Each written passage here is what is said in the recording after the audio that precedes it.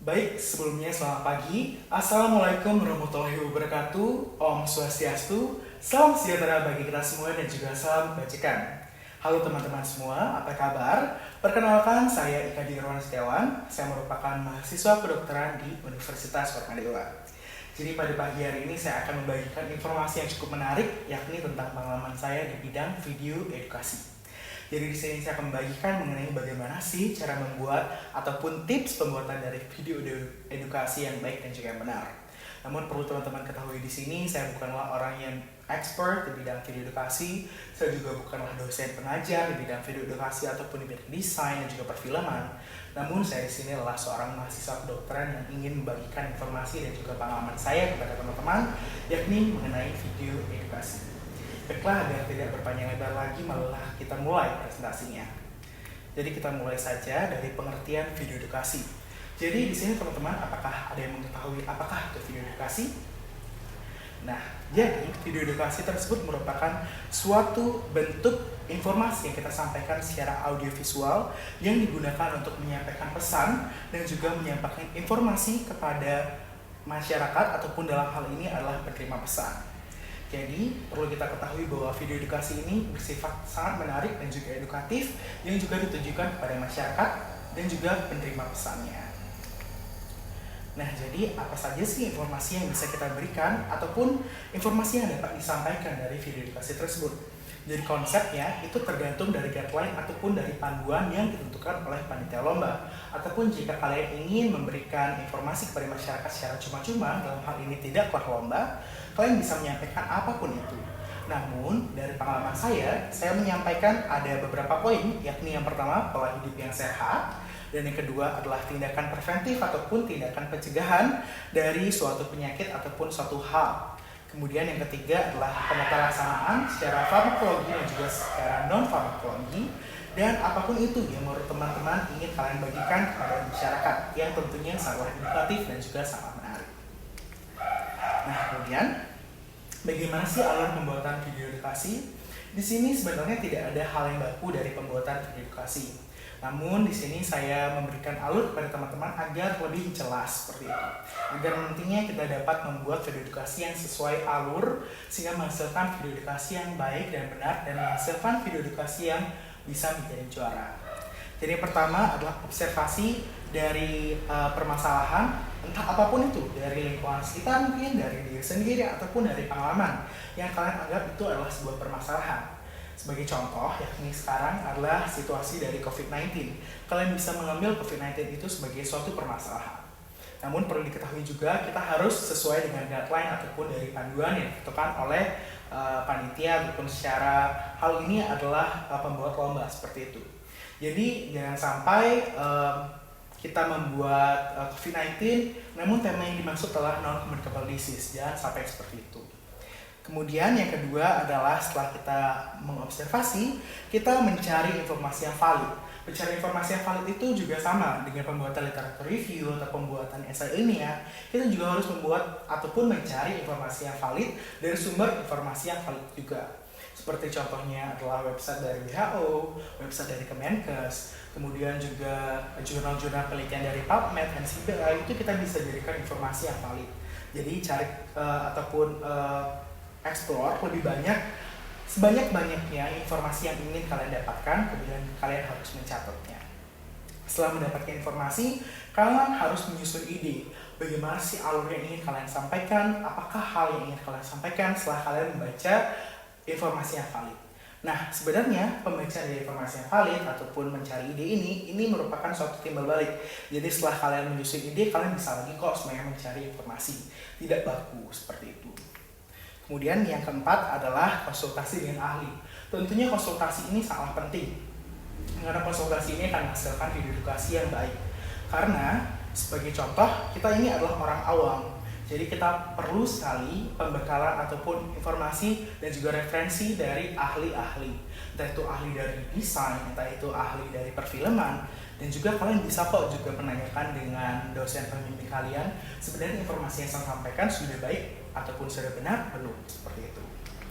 Kemudian adalah tahap produksi. Jadi tahap produksi ini kedepannya saya akan jelaskan lagi di sub yang khusus. Setelah tahap produksi adalah editing. Jadi editing ini sangat penting. Setelah kalian memproduksi, setelah kalian syuting dan sebagainya, kita harus mengediting. Biasanya saya menggunakan Adobe Flash Player seperti itu. Kemudian adalah tanyakan kepada masyarakat setelah video edukasinya selesai. Apakah ini sudah bagus atau belum? Apakah video edukasinya ada kurang atau belum? Karena kita kan ingin menyampaikan kepada masyarakat. Jadi kita harus tanya bagaimanakah informasi kita sudah sampaikan ini sudah sesuai tidak dengan ekspektasi mereka, sudah sesuai nggak dengan pengertian mereka, seperti itu. Kemudian adalah final revision. Final revision ini kita bisa juga berkolaborasi dengan dosen pembimbing kita ataupun hanya dengan tim kita, tidak masalah sih sebenarnya. Nah, kita berlanjut ke sub yang selanjutnya, bagaimana sih Kak membuat video edukasi yang menarik seperti itu. Jadi video edukasi yang menarik ini akan menghasilkan video edukasi yang baik seperti itu, sehingga akan menghasilkan video edukasi yang menjadi juara. Itulah output terutama maksudnya output utama dari pembahasan kali ini. Jadi kita mulai saja. Sebenarnya yang paling penting adalah pilihlah tema yang hits. Gimana sih Kak milih tema yang hits? Jadi milih tema yang hits itu kita seperti yang saya bilang tadi, observasi di lapangan ataupun observasi di lingkungan sekitar kita. Sebagai contoh ada COVID-19 atau China Coronavirus sekarang, kita bisa jadikan kok sebenarnya itu. Jadi kita harus memberikan suatu informasi yang benar-benar terkini, yang belum ataupun sudah ada penyelesaiannya. Itu sah-sah saja. Nah, sebenarnya setelah kita memikirkan temanya, how that we can find a topic atau how that we can make alurnya yang bagus dari video edukasi tersebut. Jadi saya akan menyampaikan kepada teman-teman semua. Jadi yang pertama adalah seperti yang saya bilang tadi, carilah isu terkini yang belum ataupun sudah memiliki solusi. Seperti contoh COVID-19 ataupun wabah-wabah yang lain. Terus yang paling penting ataupun yang paling ngetrend di kalangan sekarang adalah cancer atau kanker. Jadi kanker ini sebenarnya sudah ada penyelesaian sebelumnya. Namun sebenarnya pengobatan ataupun kemoterapi dari kanker dan juga pembedahan dari kanker itu memiliki efek samping yang lumayan tinggi ataupun akan memiliki prognosis yang memberikan prognosis buruk kepada pasiennya. Sebenarnya tidak semua, namun sebagian besar seperti itu. Maka itu kita boleh kok memberikan rekomendasi seperti rekomendasi tanaman herbal seperti itu untuk pengobatan dari kanker. Namun perlu digarisbawahi, ini tergantung dari guideline ataupun panduan dari panitia dan juga penyelenggara lomba. Nah, jadi konsep yang paling penting untuk find a topic adalah think, read, and write. Apapun yang kalian pikirkan, kalian harus segera baca. Setelah kalian baca informasi tersebut, kalian harus catat. Seperti itu, gitu alurnya terus. Setelah kalian mencatat, kalian berpikir lagi, baca lagi, dan juga mencatat. Kalau hasil, nanti kita akan menghasilkan suatu produk yang baik. Ini tidak hanya berlaku untuk video edukasi saja, namun juga untuk beberapa karya tulis ilmiah, seperti itu. Namun karena pembahasannya di bidang edukasi, saya akan memfokuskan kepada kalian untuk memberikan informasi terkait dengan video edukasi. Nah, jadi setelah finding a topic, setelah think, read, and write, kita juga memerlukan yang namanya konsep ATM. Konsep ATM itu adalah yang pertama adalah amati. Jadi kalau sebenarnya kita benar-benar tidak punya inspirasi, kita boleh kok mengamati video-video yang sudah menjadi juara mungkin, video edukasi yang ditelurkan ataupun diproduksi oleh Kemenkes dan juga WHO mungkin boleh sebenarnya sah-sah saja. Namun setelah kita mengamati, kita boleh kok tiru, kita boleh lihat bagaimana sih sebenarnya alurnya, bagaimana sih produksi suaranya dan juga bagaimana penyampaiannya. Itu kita harus tiru semua. Namun setelah tiru, supaya tidak menjadi plagiarisme ataupun plagiat, kita harus memodifikasi video edukasi kita sehingga memberikan sebuah signature atau sentuhan dari tim kita sendiri ataupun dari kita sendiri. Jadi kita tidak serta-merta meniru ataupun menjiplak 100% dari video yang sudah ada, namun kita memberikan signature atau sentuhan dari diri kita sendiri. Seperti itulah konsep yang sering saya gunakan sehingga menjadi juara di bidang video edukasi. Nah, kemudian saya akan menjelaskan mengenai sub selanjutnya, yakni mengenai teknis produksi. Sesuai dengan janji saya akan lebih memfokuskan mengenai pemberian informasi teknis produksi karena ini sangat penting. Ini point of view dari pembuatan video edukasi selain editing. Namun pada kesempatan hari ini saya akan memberikan tips tentang teknis produksi. Jadi teknis produksinya adalah yang pertama kita harus prepare the tool atau persiapkan alat dan juga bahannya, kamera, tripod, dan juga mikrofon eksternal. Kalau kalian tidak punya mikrofon eksternal, kalian bisa kok pakai mikrofon dari iPhone. Itu sangat recommended sekali karena hasil suaranya akan lebih jernih seperti itu. Tidak lupa juga kita harus menyiapkan aktor dan juga skrip, itu sangat penting sekali. Kita harus memilih aktor yang memiliki willingness ataupun kerelaan untuk menjadi aktor seperti itu, dan juga dari segi aktingnya juga bagus seperti itu. Skrip pun kita harus buat semenarik mungkin.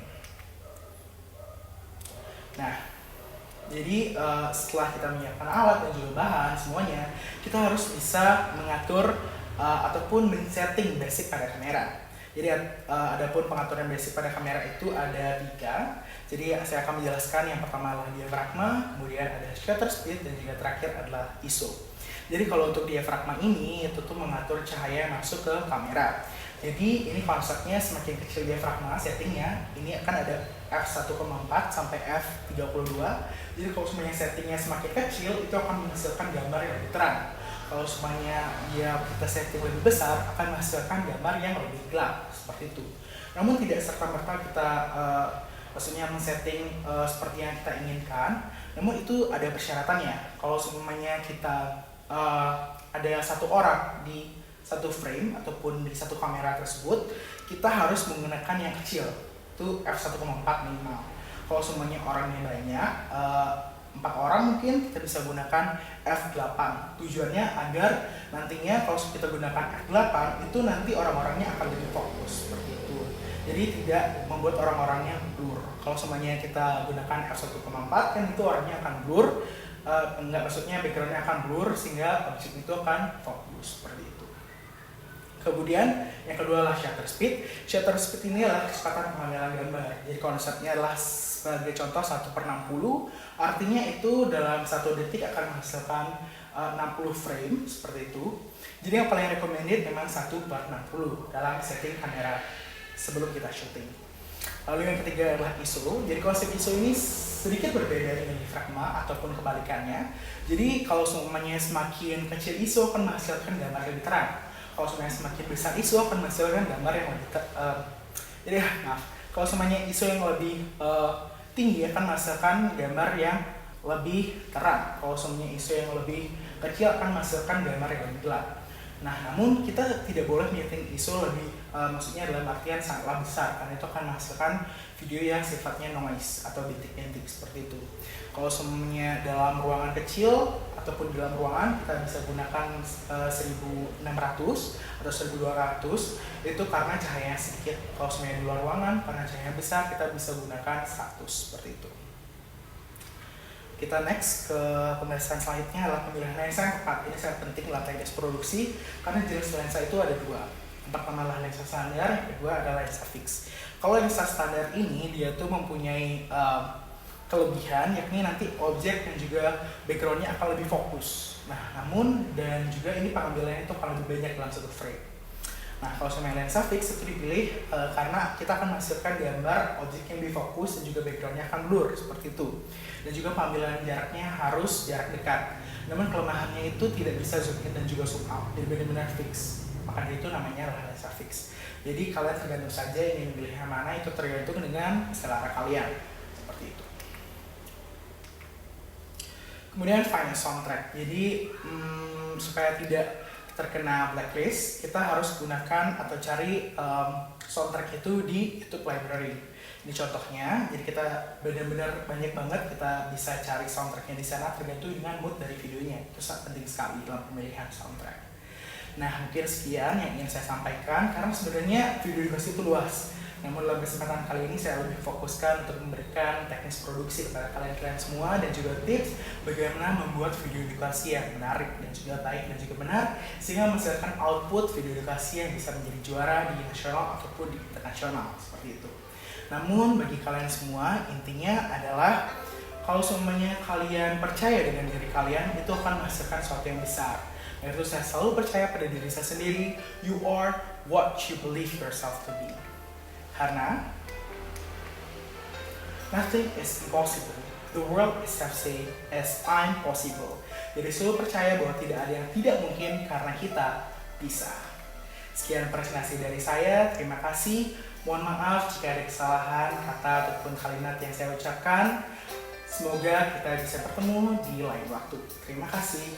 Om Santi Santi Santi Om. Wassalamualaikum warahmatullahi wabarakatuh. Salam sejahtera bagi kita semua dan juga salam kebajikan.